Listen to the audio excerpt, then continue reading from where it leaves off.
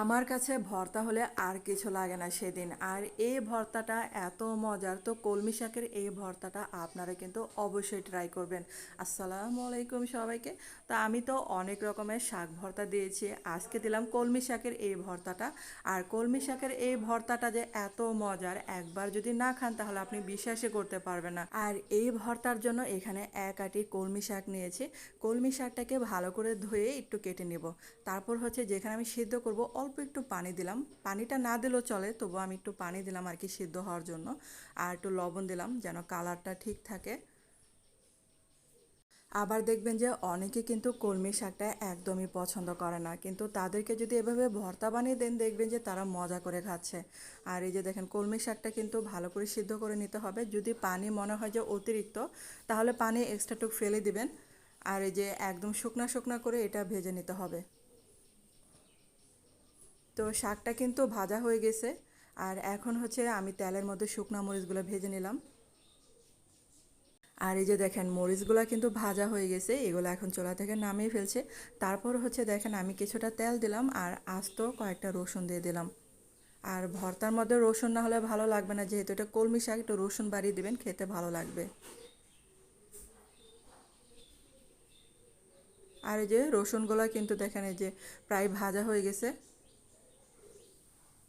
আর এখন হচ্ছে এগুলাকে শিলপাটায় বেটে নেব। শিলপাটায় বাটা ভর্তা কিন্তু খেতে অনেক মজা। তো শুকনা মরিচ আর লবণ দিলাম, লবণটা কিন্তু একটু বুঝে শুনে দিবেন। আমি কিন্তু এখানে সিদ্ধ হওয়ার সময় আমি লবণ দিয়েছিলাম, তার জন্য লবণটা মানে ওভাবে ব্যালেন্স রেখে দিতে হবে। আর এই ভর্তাটা চাইলে কিন্তু আপনারা ব্লেন্ডারও করতে পারেন, কারণ হচ্ছে ব্লেন্ডারে কিন্তু আমার কাছে ভালো লাগে না, আমি শিলপাটাই করি। শিলপাটায় ভর্তা কিন্তু আমার কাছে ভালো লাগে বেশি। আর রসুনগুলা একটু মানে ছেঁচে নিতে হবে। আর এখানে দেখবেন যে রসুনগুলা কিন্তু আমি একদমই মানে পেস্ট করি নাই, হালকা একটু বেটে নিচ্ছি।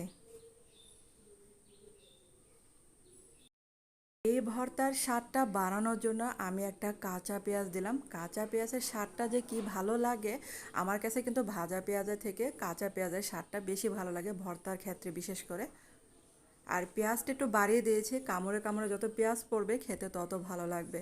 আর এখন এই যে একটুখানি সরিষার তেল দিলাম, তো সরিষার তেল দিয়ে আবারও ভর্তাটাকে ভালো করে মাখিয়ে নিচ্ছি। আর আমার ভর্তাটা কিন্তু রেডি। আর এখন হচ্ছে এই ভর্তাটা দিয়ে এক থালা ভাত কিন্তু নিমিষে শেষ করতে পারবো।